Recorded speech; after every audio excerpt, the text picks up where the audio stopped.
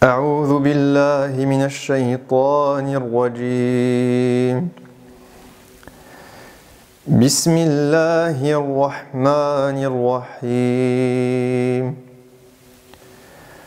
قل إن صلاتي ونسكي ومحياي ومماتي لله رب العالمين لا شريك له وبذلك أمرت وأنا أول المسلمين الحمد لله والصلاة والسلام على رسول الله وعلى آله وصحبه ومن والاه. Nous sommes avec le verset 162 de Sourate Al-An'am. Ce verset, Allah parle au prophète sallallahu alayhi wa sallam et lui demande de nous enseigner quelque chose de très important. Il lui demande de nous enseigner la sincérité. Comment faire pour que nos actes envers Allah subhanahu wa ta'ala soient réellement voués à lui subhanahu wa ta'ala. Et il lui dit, Rasulallah, qul, dis-leur, autrement dit, apprends-leur avec ton exemple, apprends-leur avec cette parole. Comment est-ce qu'ils doivent vouer leurs actions à Allah subhanahu wa ta'ala?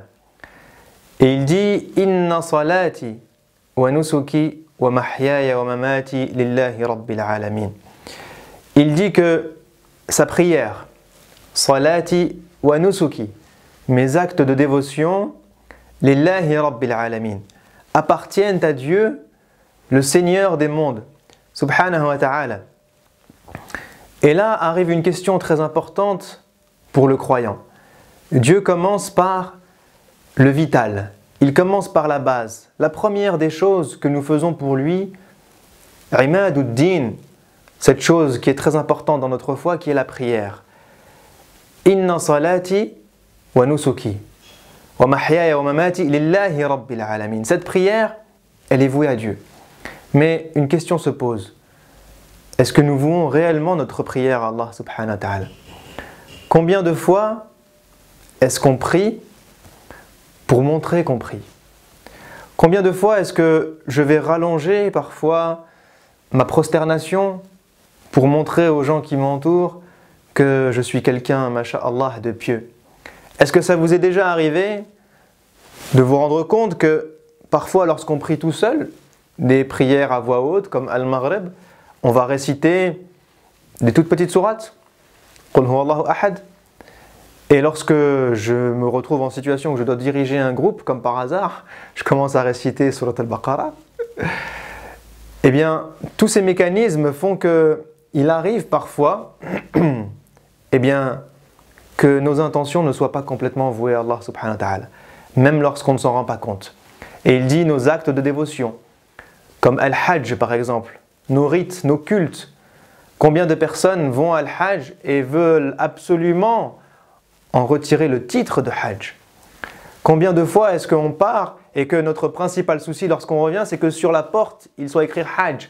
Que lorsque quelqu'un ne nous appelle pas par Hajj Muhammad ou Hajj Fulan, eh bien on se vexe.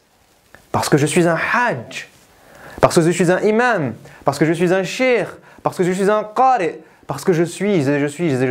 Et combien de personnes recherchent derrière certains actes de dévotion à Allah subhanahu wa ta'ala, eh bien des titres, des intitulés. Et même si parfois au démarrage, notre intention n'est pas de les rechercher, mais il arrive que petit à petit, eh bien on se fait à la chose et on prend du plaisir à la chose. On prend du plaisir à ce qu'on nous appelle shir. Jusqu'au jour où, si une personne fait l'erreur de ne pas nous appeler shir, eh bien ça vous touche dans le cœur. Et vous êtes pris comme ça, vous dites, mais il sait à qui il parle, lui? Eh bien, ce jour-là, sachez que votre intention n'est plus vouée à Allah subhanahu wa ta'ala, si vous ressentez cette chose. Et c'est pour ça que Allah commence par la base. La base, c'est votre prière. La base, c'est votre jeûne. La base, c'est votre pèlerinage. Si déjà ces actions-là, vous n'arrivez pas à les vouer sincèrement à Allah subhanahu wa ta'ala, c'est qu'il y a un gros travail à faire sur votre cœur. Essayons d'intérioriser nos pensées, de faire une introspection, de regarder à l'intérieur de notre cœur et de sonder. Est-ce que je suis en train de prier pour lui? Est-ce que je suis en train de réciter pour lui? Est-ce que je suis en train de donner pour lui? Ou Ou est-ce que je suis en train de donner pour qu'on dise de moi que je suis quelqu'un de généreux? Ou que je suis quelqu'un de bon? Ou quelqu'un de pieux? Apprenons à faire ça parce que l'état de notre cœur lorsque nous vouons une action à Allah est la chose la plus importante qui soit. Puisque comme vous le savez tous, les actes ne valent que par leurs intentions. Ensuite, Allah nous donne l'autre extrême. Il a commencé par la base, le minimum vital, et il nous donne ensuite le meilleur, le plus beau, la plus belle des choses à atteindre, le plus haut des niveaux de sincérité, eh bien c'est de vouer complètement toute sa vie à Allah subhanahu wa ta'ala. Il dit « Mahyaya wa mamati » ma vie et ma mort, autrement dit, toute ma vie, mais aussi tout ce qu'il y a après ma mort. Et là se pose une autre question, pourquoi est-ce que nous vivons? Est-ce qu'on se pose déjà la question de pourquoi est-ce que je travaille? Pourquoi est-ce que je vais choisir telle ou telle étude? Pourquoi est-ce que je vais me marier avec telle ou telle personne? De quelle manière est-ce que je vais éduquer mes enfants? Comment est-ce que je vais choisir entre tel projet ou tel projet? Est-ce que ces questions-là, toutes ces questions qui entourent ma vie, qui orientent ma vie, est-ce qu'elles ont pour principal objectif de plaire à Allah subhanahu wa ta'ala ou pas? Est-ce que je choisis juste pour ma carrière, pour gagner de l'argent, pour avoir du pouvoir, pour être quelqu'un de connu, etc., etc. Ou est-ce que j'éduque mes enfants d'une manière qui plaira à Dieu? Ou est-ce que je travaille d'une manière qui plaira à Dieu? J'agis tous les jours d'une manière qui plaira à Dieu. Je fais mes choix dans ma vie en me disant quel est le choix qui fait que je pourrais me rapprocher encore plus de Dieu. Eh bien, si nous arrivons à faire ça, Dieu sera au centre de nos vies. Et la sincérité envers Dieu ne fera qu'augmenter. Et il en découlera ensuite ce qu'il y a après notre mort. Parce que lorsqu'on est sincère pour Allah subhanahu wa ta'ala, on n'oublie pas que notre vie va s'arrêter un jour ou l'autre et que nous allons aller à la rencontre d'Allah subhanahu wa ta'ala. Lorsque nous allons le rencontrer, est-ce que nous pourrons lui dire « Ya Rabb, je t'ai voué mes actions. Ya Rabb, je t'ai voué mes actes de dévotion. Ya Rabb, je t'ai voué ma prière. Je t'ai voué ma récitation. Je t'ai voué mes dons. Je t'ai voué toute ma vie. » Et là, aujourd'hui, après ma mort, eh bien, je vois le résultat de toutes ces actions. Ou est-ce qu'on se retrouvera dans une situation où Dieu nous dira « Tu as menti. Tu as fait telle action, tu as récité le Coran pour qu'on dise que tu avais une belle voix. Et ça a été dit de toi. Tu as eu ce que tu voulais dans la vie d'ici-bas. Moi, je ne te donnerai rien dans l'au-delà. Tu as fait des dons pour qu'on dise de toi que tu étais généreux, et on l'a dit, etc., etc. Est-ce qu'on se retrouvera dans telle ou telle situation?